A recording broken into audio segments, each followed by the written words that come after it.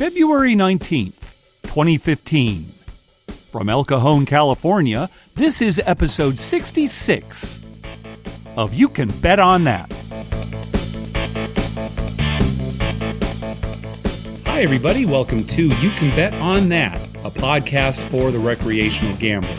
My name is Mark Duvall, and sitting next to me is Dr. Mike. Hello. Let's just jump right into the news here. Unfortunately, we've got more news about this Baccarat story, where in Atlantic City at the Golden Nugget, there were some Baccarat shoes that were not shuffled. Okay. They were not in, like sequential order, like ace 2, 3, 4, 5, 6, all the way up. But they were in a kind of a repeating order within the shoe. Right. And so, they weren't randomly shuffled. They weren't randomly shuffled, right? The whole shoe. And so the players picked up on this and they ended up increasing their bets because they knew the cards that were coming out. And they won a ton. So let me guess before you even say anything. All right. Some judge ruled to screw the regular Joe and give a bunch of money to a casino. Yeah, exactly. That's exactly what happened. That's interesting. There have been so many... That never happens. So many different rulings in this case, back and forth. First, they side with the casino, then the players, the casino and the players. And if you recall, at one point, the owner, the Golden Nugget, said, okay, we'll just settle. Yeah. But then the plaintiffs, the players... They said no because apparently they were roughed up on the premises, right? So they didn't just want money. They wanted some compensation for like some physical abuse. Now, did they get anything for that? No, nothing has been. I mean, this is just going through the court system. Because you think they'd get something for being abused. Yeah. Right. I don't think any criminal charges, though, were brought against the casino. Right. So. Yeah. But you can't just, they really didn't do anything wrong other than they have a brain and they used it. Exactly. They recognized a pattern, so they increased their bet. That's the thing I don't get. They didn't touch the cards. They didn't put them in the shoe. They didn't do anything wrong at all. Yeah. Right? Anyone in the same similar situation with half a brain would increase your bet if you thought you knew what the next card was. Sure. So, where did they screw up? That's what I don't get. Right. The players certainly didn't screw up. Why doesn't the casino sue the company that gave them the cards to get the money back that they lost? They probably got money from them and they got their money back. Yeah, that's the thing. They have already gotten money from the company that they got the cards from that were not shuffled. So they're going to win big time. If this holds, right? Yes. If this holds. Yeah. And here's the argument that this judge is doing, this state superior court judge, is saying that under the law, it was an illegal game. Right. Okay. And so I'm reading basically from what she wrote here. The dealer did not pre-shuffle the cards immediately prior to the commencement of play, and the cards were not pre-shuffled in accordance with any regulation. Thus, a literal reading of regulations entails that the game violated the Casino Control Act and consequently was not authorized. Here's what gets me. It was the casino that was dealing this supposed illegal game. Right. If anyone violated the law, it was the casino. Right. Exactly. Not the players. Yes. So why are the players punished? I'll tell you what, this judge, you're going to find out later that this judge is getting a free suite for the rest of her life at the Golden Nugget and 50-cent well drinks for the rest of her life. Wow. I think you might be right. She's bought off. There's no doubt about it. At 50 cents, you can't go wrong with that. 50-cent well drinks for the rest of her life. All right. So we'll talk about this again, I'm sure, but that's where we stand right now. Some other better news out of New Jersey. This is kind of exciting, I think, is that for the first time, a casino is holding physical, skilled-based gambling competitions. I don't like it. You don't like it? I don't like it. I love this. I don't like it. I have no physical skill. So it's at the Borgata, and what they're doing is it's basically a basketball free throw tournament where players pay to get into the tournament, right? Kind of like a poker tournament, right? And then the prize money is distributed amongst the winners. So it's the first time that there's been any kind of real physical skill-based gambling. You could argue it's not just luck. You have to actually be good at something. Right. You could argue that there's certain skill in poker, and there is, but there's also some luck involved. Right. Depending there's on the skill cards in you every get. game. Right. And the skill, sometimes is just how you approach the game, a betting strategy or something. Yeah. So. But this is actually physical, Right. And so I think it's great. And there are a couple things that I really like about it. Number one, as I was reading this article, anyone can enter as long as they're of casino age, so 21 years or older. Right. Even a professional NBA player right. can enter this. Yeah, but you know who's going to win this? There's some guy who's 26 who couldn't play basketball really. Yeah. Right? Because he's 4'8". Right. But, he's one of those savants that can make, 1,000 free throws in a row. Yeah, you're probably right. That's who's going to win, and I guarantee it. Plus, I've seen people like that. And plus, even though I was saying, an NBA player could enter, probably that you couldn't if you were actually in the NBA. There's probably something in your contract. What about an ex-NBA player? Because Shaquille O'Neal was pretty good at shooting. He was awfully good, yeah. He's gonna enter. Everybody would like to see him enter. Yeah. I'd like to be up against him. Exactly. Yeah. So, but this is great because it kind of opens the door for other things, like video game competitions, right? There are some people who... Well, there's professional gamers already. Yeah, right. So now this is going to really take off for that. Yeah, all sorts of things. So I guess it still needs. So this is happening. This basketball thing is happening. I think it's March 21st. It's part of Borgata's putting it on. You could pretty much do this with anything, though. You could have a chess tournament. Yes, this is what I think is going to happen. Now, anytime a casino comes up with an idea, it's got to go through like the gaming commission. Sure. But sure, chess. Have a chess tournament, have a home run derby tournament, right? Right. Just anything, I'll tell you what they should have, and this would be perfect for casinos. Bridge tournaments. Oh, yeah, there you go. Bridge. Because I know so many people who play bridge, love bridge. It's a card game, right? But they also love to go to casinos. They like slot play. They like to play blackjack and stuff. They're into that. You have a bridge tournament. I mean, a lot of these tournaments are actually held at casinos in their convention hall and stuff. But it's not, it's not a casino thing. Right. It's just they rent out the convention hall. Now I've never played bridge. I tried to learn once. How easy is it to cheat at bridge? Well, now, I mean, can you signal your partner? Yeah, I mean, that's you're not you supposed to. You're not supposed to, and they watch for that. Well, and the other team can turn you in. And from what I hear now, I don't play, but I've heard that if the other team suspects you, there's a judge who they can say, we saw this or that, and I guess they watch them. Yeah, but you're right. I mean, it'd be a great because I know that would be a great bridge tournaments, but to have it actually gambling based would be good. So or anything with a card based, or even chess. I mean, have a chess tournament. Although I don't know if chess players would actually be casino gamblers. Maybe not, right. but but there are things that sports, billiards, of course, billiards, things, perfect. Right? Yeah, billiards would be perfect too, right? Yeah. So you're not in favor of this because you're physically just not very good at anything? No, and you know what? The more I think about it, I'm probably have more physical skill than I do luck, at least lately.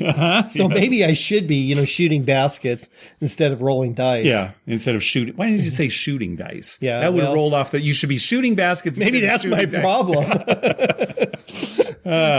Hey, thanks to everyone who's been clicking through our Amazon link. Remember, whenever you're going to buy something through Amazon, go to our page first, youcanbetonthat.com, and click through our Amazon link at the top of the page. That way, when you make a purchase, we get a little kickback that helps cover the costs of hosting the show, and it doesn't cost you a thing. You'll pay the same price just like normal. I'm laughing to myself as you're reading that because just the other night, like 2 nights ago, my daughter says to me, my wife and I are talking about somebody got hurt or something, and it was something with their hand. And I was saying something like, oh God, that would be terrible. I mean, I couldn't work. My hands are my living, right? And my daughter looks at me and she says, yeah, and you know what's worse? You wouldn't be able to roll any dice. Ooh. That would be... I grabbed her, kissed her. This is my daughter. She's the best. Well, we got some emails here that we want to talk about. The first one was from Rita. She had a question specifically about Caesars Total Rewards tier credits. She says, do you have any hints, tips, or tricks to earn Total Rewards tier credits faster? I am generally a video poker player and I want to keep my diamond status.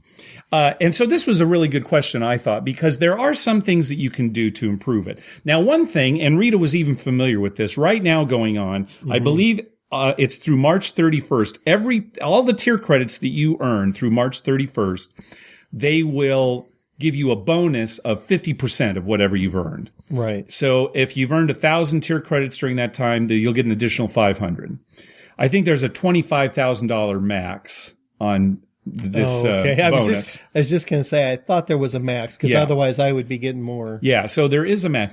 But that's one thing that's going on, and they're just doing that for the beginning of the year here, and it sounds like they're doing it because of the bankruptcy. Right. They just don't want to scare people. Yeah. I'm sure they want you to feel good about that. But here are a couple more things that you can do to earn tier credits. First of all, whenever you're in the casino and you're paying for anything, restaurant, spa, your room, anything, make sure you give them your Players Club card because it is possible that you can earn tier credits just from purchases. Based on purchases, right. Yeah. Well, we know that Harris Southern California Rincon does that. Right. Now, Caesars does have a credit card that you can get that I don't believe you earn any tier credits on. You earn reward credits. You earn reward credits. Which are the money that you can spend. But I don't think you earn any tier credits. Tier credits determine what level you are within total rewards, right? So I don't think that would help necessarily. No. One final thing, this is important for a couple reasons. Try to concentrate your play to single days. Instead of spreading your play out over several days, try to concentrate them. There are two big reasons for this. Number one, Total Rewards has a deal where if you earn a certain number of tier credits in a single day, at least 500, you get a bonus in tier credits. Right. So if you clump them together, instead of going like 3 or 4 consecutive days and earning just a little, you'll get a bigger bonus. Right, exactly. And I'll put a link to where they tell you how many tier credits the bonuses that you get. But, the more tier credits you earn, the higher the percentage of bonus is. Right. In fact, if you earn 5,000 tier credits in one day, you get 10,000 as a bonus, actually more than you've earned, and you're automatically a diamond. Right. Yeah. Here's another thing that, I don't think you mentioned here, but I just remembered certain places have multipliers. Yes, but now the multipliers are typically on your rewards. On your rewards credits. Right. But, that is a good point. But you got to watch for that. Yeah, watch for stuff like that. Mm-hmm. I mean, even though it's not your tier, it's a way to get your reward points up. Oh, yeah, absolutely. Gosh, this last Friday when we played at Harrah's, it was a 10 times bonus, and we got way more reward credits than we normally do. Yeah, and that adds up. I mean, it's not going to change your status from diamond to 7-star, but you got more money to spend in the casino. And here's something that I don't think we've ever really talked about this before, and it is pretty important. There's a concept in casino ratings called your average daily theoretical, ADT. Basically, that's what they think theoretically you're going to lose in a single day. Okay? Right. And they base that on days when you play. So let's say you're going to play $1,000 worth of tier points at video poker, right? Okay. Now, if you do that over 5 days, okay, that's 200 tier credits a day. So your average daily theoretical is going to be based on that 200 tier credits worth of play, right? So, I could come up with some number, but it's going to be based on that. So let's just say 200 just to keep it easy, right? But instead, if you play that whole 1,000 on a single day, right, and then never again for any of those other days, they're going to look and, her average daily theoretical is 1,000. Whenever she's here playing on a single day, this is how much she could lose. Right. And whereas you might not earn more tier credits based on that average daily theoretical, you'll probably get more offers. You'll get a lot more comps. Yeah. Yep. Mm-hmm. Getting back to what I said before, actually, if you go to a multiplier and you earn more reward credits, you can transfer reward credits into free play. Yes, we talked about which then you can take your free play and earn better tier credits, right? I mean, more play.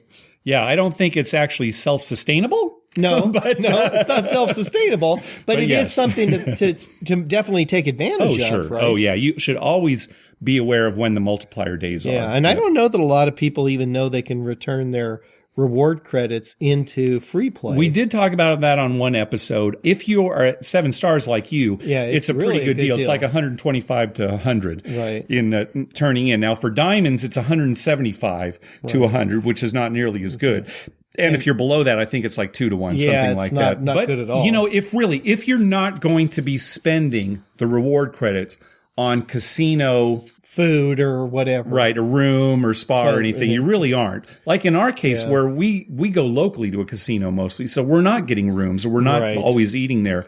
Right. Often we will convert our reward credits into free play. They add up so much. We get so much, we don't even want to buy something because, we have too much. So we turn it into free play. Yeah, exactly. Thank you, Rita, for the email. We got another email from Ryan, who lives up in Canada. And he was telling us how in Canada they do not tax gambling winnings, which is nice. Yeah, Canadians know what they're doing. So if you win, a royal flush on a video poker machine, you don't have to fill out a W-2G. They just, give you the cash. Well, I've always said that. Yeah. I mean, it's ridiculous we pay taxes on that. Because seriously, what did the government do? I mean, what did you do or the government do to require you to give them money? Well, I understand like property taxes because we need our roads and we need our schools and we need things, we use services, right? But when you go to a casino and you have good luck, why should you pay money on that? Well, you could argue that for income tax in general, right? If you're earning a living. No, because you use services. Theoretically, you have to pay income tax because we need a military and we need, government functions. But really, in a casino, it's just good luck. It's like you found $20 on the ground. Preaching to the choir, yeah. But Ryan asked us a kind of an interesting question. So he plays up at Caesars Windsor, which of course is part of Caesars Entertainment. And they have total rewards and everything. And he plays video poker, and it's basically 8-6 jacks or better, which is not full pay. But again, if you hit, if you're playing like in the high limit room, where maybe a full house or better down here would require a W-2G, up there, you're just raking in the money, that kind of thing. So Ryan was, asking, well, what would be better? What would be better, playing an 8-6 machine where you didn't have to pay any taxes, or a 9-6 machine where you did, or where you had to report the taxes, I should say. Right? Oh, I'd say an 8-6 without taxes. I don't know. At first I responded to Ryan and said, well, we should all pay our taxes on everything that we win. So, let's not say that we're not paying our taxes. But I couldn't really answer the question. I don't even know if an accountant could, because it would depend on so many different things. It would depend on a lot of things. It's just that if I hit a jackpot on an 8-6, it's not that much different than a 9-6. Well, yeah, if you're talking jackpot, right? Sure, yes. But I think he's saying like in the long run, let's say you were playing like a $25 video poker, like $125 a pull, right? Something like that, where honestly, hitting a full house, which pays $9 on the full pay and only pays $8 on the 8-6, what? So. Yeah, I don't know. That's probably an individual thing. Like, do you declare your winnings? Yeah, right. And what tax bracket are you in? And, yeah, how much are you putting in the machine? So I couldn't answer the question. I told him I couldn't, and it would really depend. Well, and it also depend on, you could have to declare some winnings, but then if you had bigger losses, it offset. It depends on what kind of gambler you are, right? That's true too. Yeah, it depends on whether you're a professional gambler or not, too. So. Anyway, I just brought it up just to kind of throw it out there and see what listeners think. Just to get me riled up that we have to pay taxes and Canadians don't. Yeah. Canada's so much better. Really? You think so? Yeah. Are you going up there? I would go to Canada in a heartbeat if it wasn't so far. Yeah. It's just too far from here. It's too far, yeah. It's too far to go. We got to get up there. I'm too lazy. We got to get up there sometime, though, to check out some of the casinos. Yeah, we really should. And I didn't go last year, but I usually go fishing in Canada every year. I should just make a side trip and go to a casino. You should make a special thing for that. I'll see if Thunder Bay, Ontario has a casino. Okay. We'll look into that. Right. I doubt it. It's kind of small. Probably not. Okay. Thanks for the email, Ryan. All right, let's jump to the voicemails. Hey, don't forget, call our voicemail hotline at 951-292-4377. That's 9512-WAGERS. 9512-WAGERS. And maybe we'll play your clip on the show. First, let's hear from Jason. Good evening. This is Jason from Fort Worth, Texas. Started listening to you guys a couple weeks ago and really enjoyed the podcast. So my father and I went out to Vegas over Super Bowl weekend, had a great time, stayed downtown, and hopped around from casino to casino. We found ourselves at the Downtown Grand. Had an awesome time. Recommend it to a lot of people if you're downtown to go over there and play. Great dealers. Anyway, I had a few questions for you, but I'm going to preface it by telling you a little story. So we found ourselves on Super Bowl Sunday playing at this place, the Downtown Grand. And my father and I went up there, had no luck. And we opened up this table, and it was just him and I trading throws and just doing an awful job. And my father, a little bit of a superstitious man, says, I'm going to change the look of this table. And he walks clockwise around the craps table. Dealers rolling their eyes, I'm rolling my eyes. Well, the very next roll, I came out and with a 7, and then I came out with another point, and then another point, and then another point. And I had about 3 points going. And about 5, 6 more rolls, I probably had about 5 points out there. Anyway, the table started filling up, and when it was all said and done, I had rolled 14 points. 14 points. 14 points. Have you ever...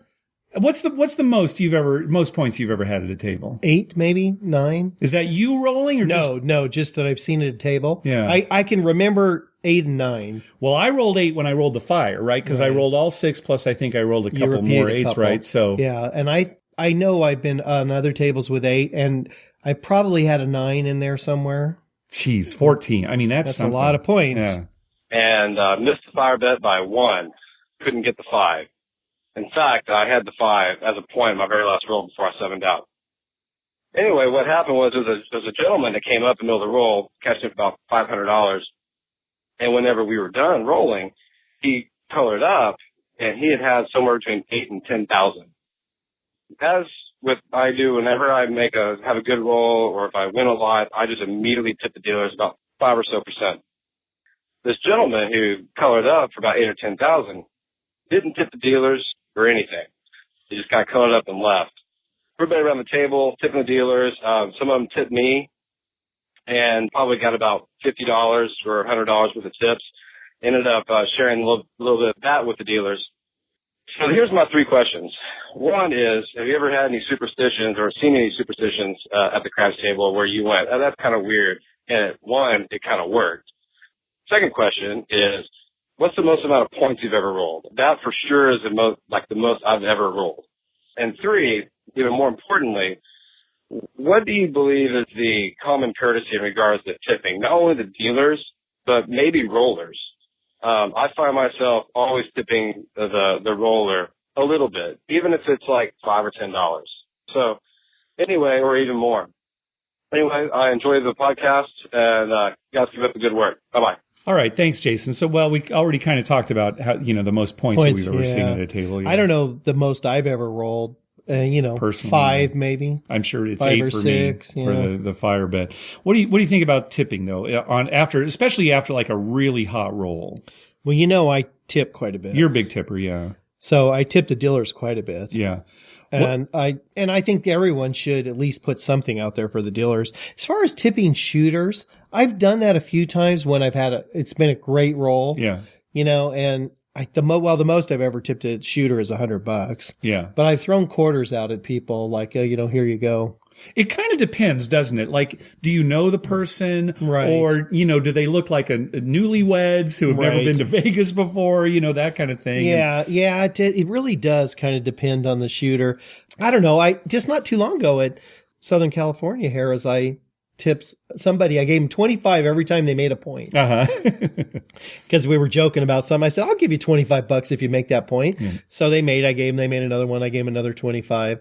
Yeah, not too much with. Well, I guess the thing is, if it's a hot roll, the shooter should be making money too. Right, right? exactly. So, right. So sometimes I have tipped somebody who wasn't making money. Right. Because they didn't have any to bet or they didn't know what they're doing. Yeah. And they just put one thing on the line and then they rolled 12 9s or something, right? And everyone else cleaned up and they didn't make much. Yeah. So I felt bad and I've tipped them that way. As far as dealers, though, we tip them all the time during the rolls and after. I mean, what's funny? We don't really tip when we color up, even if we won, often, because we've tipped so much while we're playing, while we're winning. Yeah. We're making bets for them and they're winning. So, that not too much at the end of the roll. So I guess just the short answer to the question is, tipping the shooter, it depends. Just, Well, I think it's always good to tip people in general, people who are working. The shooter's not really working, right? They're playing. They're playing and having fun. Yeah. But somebody who's, this is their living, and they might be getting minimum wage and they rely on tips, you got to tip them. Yeah. And we're going to talk about tipping a little bit later in the show, too. And then Jason's other question about superstitions at the craps table. Of course, we've seen all kinds. Yeah. I like to hold my hands high over my head and jog around the whole pit. Yeah, right. After a good shooter. Yeah. I've also seen you walk into the middle of whatever is the throughway near the craps table to try to obstruct people from walking by as much as you can. Yeah, right. That's I've also done that. some of yours. I remember when I was shooting and I just walked away from the table after every roll. Yeah. Stood far away from the table. And we've seen all sorts of things. What about, when superstitions work? Well, sometimes they do and sometimes they don't, right? And if you do, one that you've never done before, like putting a hot chocolate on your head and it works, well, then good for you. What's funny is most of what most people would say, oh, look at that guy superstitious. Look what he's doing. We're just doing just to mess with the other, each other, right? I'm just trying to make him laugh. Am I doing something totally crazy? The time I washed all my chips. Remember? I had little handy wipe things and I was like cleaning all my chips. I'd forgotten that. Remember? Clean chips win. Those dirty chips lose. It probably wore off. That probably made them dirtier in the long run. Right. In the long run, they were probably pissed off at me. They were probably sticky. Well, thanks for the call, Jason. Let's go to another call. Good morning. Hi, Mike. Hi, Mark. This is one of your favorite dealers. I am on a road trip, so I figured it was a good time to listen to a couple of your podcasts. So, first of all, I want to say I miss you guys. And, Mike, I hope your back surgery went well. I'm assuming it did since I see that you guys have a new podcast. Okay, second of all, with the podcast for December 4th, I just wanted to make a few comments on that one. You guys were talking about that game, Texas Bonus, right? And it was the instance that you said Mike had gotten the most upset that you've seen him get, because the dealer was dealing too fast, and then he looks down and he hadn't made the bonus bet, and he got the ace-king suited, which I remember that game. And I think that was the second highest payout on the bonus. I think it paid 25-1. And I just want to know what you did that you got the most mad you've ever gotten. What did you say? Did you yell at the dealer? Did you yell at the pit boss? What happened? Because you just said you got the most mad you've ever gotten. Well, now, it wasn't. I don't think it was the maddest you've ever gotten. It's the maddest I've ever seen you get at a casino. At a casino, yeah. right. And I handled it, I thought, pretty professionally. Oh, yeah. I gave him a stern scowl. I mean, a really stern scowl. And then I said, I don't appreciate that. Yeah. So, talk about uncomfortable. I couldn't wait to get out of there. I think the tension was pretty high in there. Yeah. No, I was pretty mad. I said a few words. Yeah. But it's not like you started ranting and no, I wasn't going to get thrown out. That's just not you. Yeah. No, it's not me. Yeah. But yeah, I was pretty PO'd at that. Yeah. And then what happened with the server that you totally knocked over and she spilled her tray and everything? I want to know what happened with that, too. Well, what happened was I decided I needed to tie my shoe for some reason. Or no, I think it was a trip where your just back was hurting you and you wanted to stretch so much. No, I think, well, maybe, but it was either my back or my shoe. But I put my foot up on the rail underneath the craps table. Yeah, where you put drinks and stuff. Yeah, and when the dealer came by with the drink, she was behind me, and I somehow tried to take my foot down, and it got stuck on the rail there. And I'm standing on one foot, and all of a sudden I lost my balance. The next thing I know, I'm basically falling on top of her. Yeah. And her drink, well, she didn't have any drinks on her tray, luckily. No, luckily. It had a lot of chips. Drinks. They had a lot of chips, and I think she was just taking orders. Yeah. And everything went flying everywhere. And she and I both landed on the ground. Yeah. And it's the funniest part of the whole story is the casino was so worried about me. Yeah. Well, and I'm terrified about her. I'm thinking, oh my God, this little waitress I've just, crushed. But, they could care less about her. They were just worried about that I was okay. I wonder if they thought maybe you were trying some diversion to, take attention away from me. And then I was going to steal some chips or something. They probably thought this guy had a heart attack because look at his body. And they were going to try and revive me or something. It was embarrassing to say the least. Oh, yeah. Well, there was one other thing I was going to comment on and I forgot. So I'm probably going to call you guys back later. Oh, that's what it was. It was the McDonald's. Okay, so the McDonald's thing was hilarious. I just pictured you guys going through the drive-thru like usual, trying to order the fish fillet, and a wrench gets thrown in it, and now you got to order an egg McMuffin or something, and it just wasn't the same. That's pretty funny. Yeah, we were so disappointed. We were there so late that they were already serving breakfast. And here's the thing. I know we've already talked about this, but I got, for special, they had like 2 sausage McMuffin with egg for $3.50. What a mistake. Those things are so heavy, right. With They're the very biscuit heavy. and I don't know why they sell 2 at the same time, because no human can eat that much. Oh my gosh. So then, we drive home and I hop in bed. Yeah, well, you know what I got? I got 2 sausage McGriddles. And that's just as worse. Even though the volume of food is not as much, the bread is soaked in maple syrup. Yep. I mean, you can wring it out. It's, it's just this maple syrup goop with a sausage patty. And when you get home at 3:30 in the morning or 4 o'clock and you've eaten 2 McGriddles, sleeping is not easy. Oh, we're idiots. I also wanted to comment on the hot dog cart thing. Mike, that's disgusting. Of course you would eat 3 of them and try for 300. Ew. It was still funny. Anyways, I'm going to listen to more of your guys' podcasts, and maybe I'll call back. Hopefully, I will see you guys soon. Bye. Yeah, it was that casino where they, go around selling hot dogs and everything. Yeah. Yeah. Still think that's a great idea. Yeah, I do too. I mean, boy, who doesn't like hot dogs? I mean, I know there are some people out there who don't eat meat and they don't like hot dogs, but boy, everyone else loves them. I mean, you think about it. It's some kind of meat. Yeah. In a casing. In a casing. I mean, how much better does life get? Yeah, we're living the dream. Well, this call was from a dealer that we know, and I actually contacted her after I got her call, and we were exchanging some messages, and she was wondering if listeners would be interested in hearing some information from dealers specifically. Yeah, I'm sure they would. Yeah. So I actually posted to Facebook and Twitter and said, hey, does anybody have any questions for dealers that you'd like answered? And we did get some responses.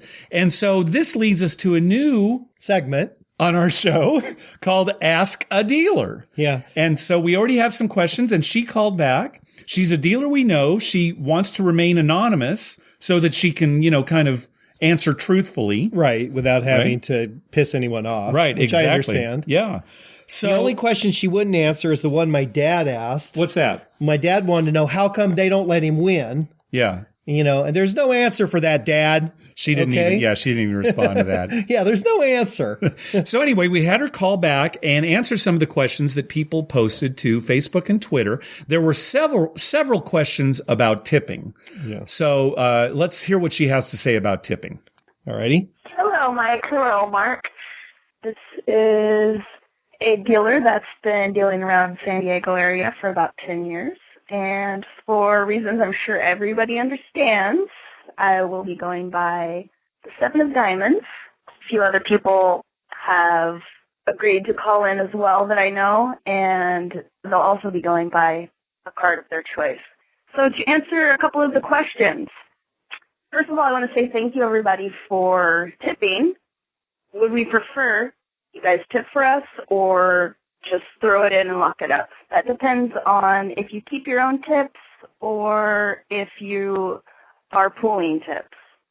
I've done both, and I would say for pooling tips, always bet for the dealers. For keeping your own tips, try and bet for the dealers. But if it doesn't work twice, I would say the third time, just throw it in. Sometimes you know how it goes. It just never happens, never works. Okay, so yeah, what she's talking about is some casinos, they pool all the tips that come in, right, and then they're distributed amongst the dealers. Yeah, and they usually do it by shifts.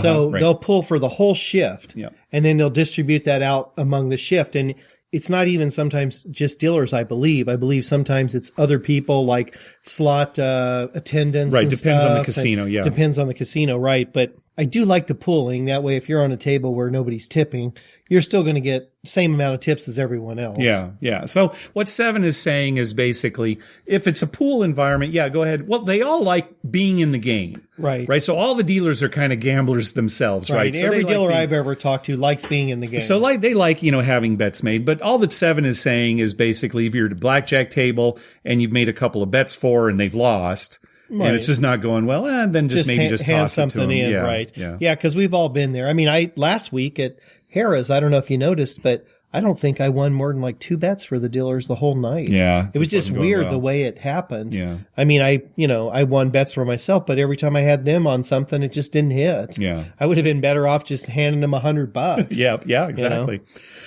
Defense Pants on Facebook asked, what kind of bet makes a George, and what do they consider a flea? Another question. What kind of bet makes a George? A George is a person that will bet every hand for you, regardless if they're losing or not, or somebody that just bets a lot for you, which is always awesome, always nice, always appreciated. The opposite end of the spectrum, a flea. A flea is somebody that works you to death all night and doesn't tip, or tips $1 or $5, and they're betting the minimum all night, and it's so much work and so much hassle, and nobody ever wants to deal to them. Okay, so based on that, I think it's pretty clear that you would be described as a George, and I would be a flea. Well, maybe. I mean, I think not to toot my own horn, but I definitely You're am definitely a George. But I don't know if you're a flea so much. No, I guess not. I mean, I'm not. I do kind of bet. You're the minimum. borderline. You're borderline. All right. You're like a large tick. Blood-sucking tick. Okay. That's what you are. That's fair. Okay. All right. Another question from Defense Pants. Do the dealers ever tip off a supervisor to a suspected counter, or do they leave that up to supervisor surveillance? That is a hit or miss question. It just depends on which dealer you get. A tip for all those card counters out there, always tip your dealer. If you're tipping the dealer, they're a lot less likely to report you. I'll leave it at that. All right. Good advice. That's kind of, it makes sense, right? Yeah. Oh, yeah. I mean, I think I don't card count. Right. But if I did, I'd be tipping for sure. Sure. Right. Yeah. I mean, can't hurt to have the dealer on your side. Doesn't hurt. And that's how they make a living. So tipping them, it's good for them. And, if a pit boss comes over and says something, what can you do about that? But, if the dealer doesn't alert them to it, maybe it takes them a little while to get over there. Yeah, doesn't hurt. All right, a question from Eric on Facebook. Okay, when dealers are off shift and playing craps, do they play the pass or the don't pass? I play both. It depends. Not both at the same time, but it depends on the table. If the table's hot, I'm playing the pass line. If the table's cold, I'm playing the don't. So it totally depends. And the dealers that I've dealt to, same thing. Just depends on the table. We try and play with the flow of the table. If it's going good, play it. If it's going bad, play it. Okay, so that's not really any different from all of us, right? Yeah, I guess. I mean, it's different from me because I'm always on the pass line. That's true. Even when the table gets cold, I'm just hoping it turns around. Yeah. But, I do hear a lot of dealers say, oh, you got to switch. The table's cold. It's been cold. Or, don't do this or don't do that. And it's probably smart. I mean, no, that's just silly. Well, no, it's not that it's a proven thing. But, just go easy. A lot of times they'll say, go easy until it heats up a little bit. Yeah, I understand. And they're basically saying, don't get too carried away. Don't press. Don't make, some extra bets that you might not normally make. And it's probably good, but I'm there to have fun, so I make them anyway. Yeah. You're there to have fun, play how you do. I don't know. Go with the flow of the table. I mean, what is the flow of the table at any time? It can change in a moment. Yeah, right?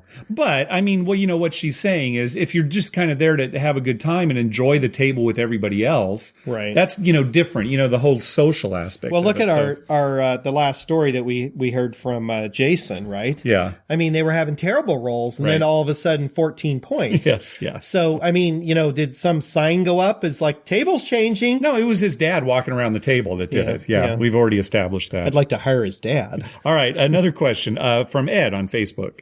Another question. Do tips, player attitude, interaction with the dealer influence what the supervisor enters on the rating slip in the computer? I've never been a supervisor, but I'll tell you that for the most part, they're not going to rate you lower than what you're betting. And if you are tipping well, chances are they are going to rate you higher. So, yes, is the answer to that question. So again, getting back to tips, Yeah. tipping can help you in a lot of different ways. And pleasantness. Too. Yes, A pleasant player, yes, a courteous player, a player who engages the dealers a little bit. Yep. That's in life in general. Yes. Forget about craps. Just be pleasant, and life will go pretty good for you. Yep. All right. Ryan on Twitter wanted to know, what are the easiest games to deal and what are the most difficult? Easiest games to deal, most difficult. Easiest games to deal, blackjack. Definitely easier game to deal. Craps, definitely the hardest. Roulette would come second. This is in California. Pie-Gow Tiles is a whole different story. That's in Vegas, and I do not know that game, but that game is the hardest game to deal as far as I know. The carnival games are basic. They're pretty easy. You can read all the payouts on the layout. Pie-Gow, medium difficulty. There's a lot of memorization in that game. Age of Poker, a little bit harder than Pie-Gow, more memorization. Boring game to deal. Anyway. Okay, so not too many surprises there. No. We're so used to craps, and we've dealt craps not in a professional environment, but for parties and stuff. Right. We know our way around. I would think roulette would be hard to deal, just because you're the only dealer there. Yeah. You've got so many different things to do, especially if you don't have a machine that sorts the chips for you. So physically harder to deal for sure, I think. But mentally, the payouts are pretty standard. I guess so, yeah. I would see where craps would be harder when you're on the stick and you've got a ton of prop bets. And you've got to remember who made what. True. Yeah. And you got some guy like me who's made 5 prop bets. Yeah. And so one of them wins on the come out and 3 others lose. And you got to figure out how much did he win minus these that he's going to keep up. Yeah. It could get kind of confusing. I think the stick is a tough job. And then, as far as Pie-Gow Tiles go, I bet the reason it's difficult is just learning the game. Oh, the memorization of it, and getting that all down. Right. Once you have that down, then maybe it wouldn't be too bad. Yeah. But, They couldn't have the payouts and all the stuff on the table like they do for some carnival games because they'd have to have a table, the size of Arizona. It's ridiculous. For all the different rules as to when to split it and what have you. Well, we studied the game for a little while and we were able to play we picked a little bit. But to get you and I, if we studied that, we didn't seriously study it. No. If we seriously studied that for a day, we'd have it all down. No, you're giving yourself a lot more credit than I think you should. But 26 hours? Maybe 26. Yeah, that's a little more reasonable. Yep. All right. BSB on Twitter wanted to know, what's the biggest tip you've ever gotten? Biggest tip. Let's see. Biggest tip would have to be a total of $9,000 in one night from 2 ladies betting for me all night on blackjack. Wow. Yeah, sounds like you've got some. Yeah, I think the most I've ever dropped in the box on a night is like 3,000 or. That was hitting some hard ways and stuff. Yeah, 3.5 maybe. Yeah. And that was for the whole table, right? 7 is saying if she got 9 for her, that's a hell of a night. Yeah. I'm in the wrong business. Yeah. Another question from Defense Pants. Do dealers get annoyed when the players cheer? I was told by one dealer to cheer so her table would get more people.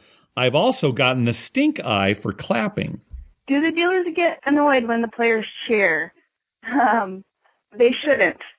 This is good advertisement, basically. Everybody's happy, everybody's winning, you're going to create more happiness, people come see your table, they want to play. Cheering is good. A dealer that gets annoyed when the players are cheering obviously doesn't want to make money. They're having a bad day. They don't want players. That's more in a pool house than a keep your own house. So if the dealers get annoyed that you're cheering, too bad for them. That's silly. Okay, so getting back again to these casinos where they pool bets versus, the dealers getting to keep their bets, that is pretty significant, right? Because if there's some dealer who's just always a sourpuss. Right. He's still going to get tips like everybody else, right? But he's not generating any tips. Yes, exactly. And that would be my question to 7. I would like to know, and as you're explaining that, I was thinking to myself, do dealers have animosity towards other dealers who maybe aren't as friendly or as nice? So you're working your butt off, talking to everybody, being friendly, engaging people, and you're getting good tips on your table. what do you think about another dealer that is kind of always kind of sullen and, not really talking it up or anything, just kind of going through the motions? I mean, does that create some friction among the dealers? That's a very good question. I mean, in a pool place, yeah, you would think that would be the case. Yeah, I wouldn't be surprised. I mean, I'd want to go talk to him and say, hey, come on, get us some, bring in your share. Yeah, yeah. Michael on Facebook wanted to know how dealers deal with players who berate them. How do the dealers internally put up with comments from players? You get used to it. That's how. You block it out. You don't take it to heart. The term thick skin is used a lot in the dealing industry. You have to have thick skin to be a dealer. You can't let the comments really get to you. It's shallow for the players to get mad at the dealer since we're messengers. We have no control. Obviously, if we did have control, of course we would want you to win, because if you don't win, we're a lot less likely to make money. So you get used to it, you block it out. That's the way it goes. Yeah, I mean, it's some people couldn't be dealers. No, some people would take stuff to heart. Sure. My father could never deal. No.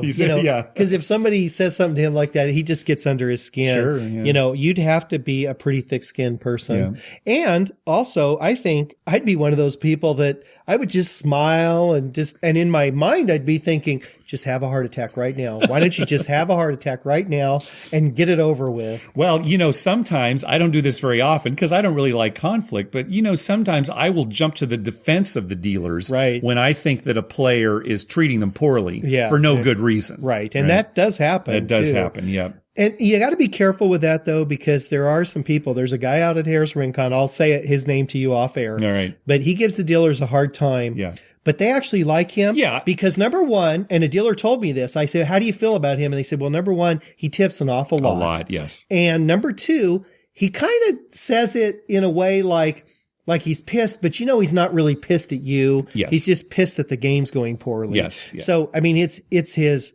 intonation, I guess. Yeah. But, if you just walked up to that table, you'd think, what an a-hole. Yeah, exactly. Yeah. All right. One final question from JF on Twitter. So the question, if you're the only one that realizes you made a mistake and the action has moved on, do you stop and correct or no? This varies. It depends on the dealer.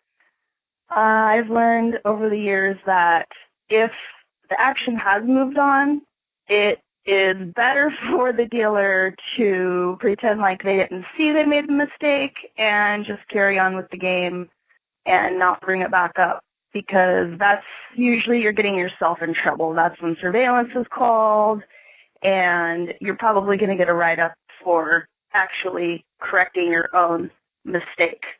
So you just pretend like it doesn't happen. It's the best thing for the dealer.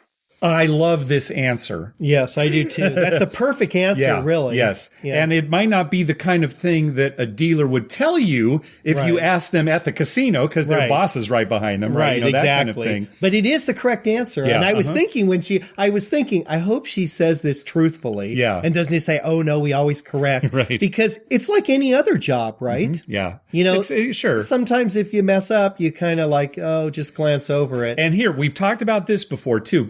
We've gotten the question, well, what do you do if a dealer makes a mistake in your favor? Right. Well, here's another reason not to call attention to that is because it might actually get the dealer in trouble. Right. Right. An honest mistake, right? Not a cheating situation, but, something where maybe they just mispaid you, right? Yeah. If you bring it to the attention of the dealer and or the pit boss, well, that might actually hurt the dealer's job. Yeah. Right. And also, you know how paranoid casinos are. I mean, we've gone over in every episode crazy stuff the casinos do, right? How they act. So even if a dealer makes an honest mistake and you point it out, they could think the dealer was cheating, purposely trying to cheat for you or something, right? Right. So, I mean, you're probably just better to keep your mouth shut and let things flow. Yep. And if the pit notices it, then they notice it and they say something. Yep. Yeah. Okay, everybody. Thank you for the questions, and looking forward to more. Have a good day. All right. Well, thank you, Seven, for calling in with all those wonderful answers. Actually, I really didn't know what to expect, but these answers were great. Yeah, this is great. And so I have a feeling this is going to become a favorite segment for us. And certainly if anybody out there has some questions for dealers, please send them to us. You can email or tweet or on Facebook, however you want to do it, to ask. And then Seven was saying, too, she's talked to some other dealers that she knows, and hopefully they'll start responding, too. And maybe we'll get, some answers from hopefully from we'll get people. honest answers she gave, because that is great. Yeah, exactly. Anyway, that's going to do it for this episode. Be sure to download our app for your mobile device. You'll get access to all our episodes, quick links to contact us via Twitter, Facebook, email, and our voicemail hotline. And you'll get bonus audio. On the bonus audio for this episode, we talk about a little trip we took up to Pechanga. It was Mike's first trip there. With our app, you'll also get TV listings showing all the gambling-related shows coming up within the next 2 weeks. I update those listings every Wednesday using a program I wrote myself to search through all the raw American TV data. The bonus audio and the TV listings are only available on our app. To download it, go to our webpage, youcanbetonthat.com, and on the left-hand side of the page, click on the link that says how to download our app. We have a link for Android devices and another one for iPhones and iPads.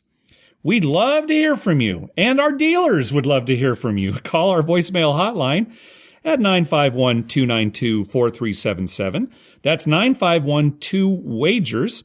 Or you can email us at youcanbetonThat@gmail.com. Also, follow us on Twitter at YouCanBetOnThat. We always tweet when we're in a casino or on our way to a casino, and we'd love to meet up with you.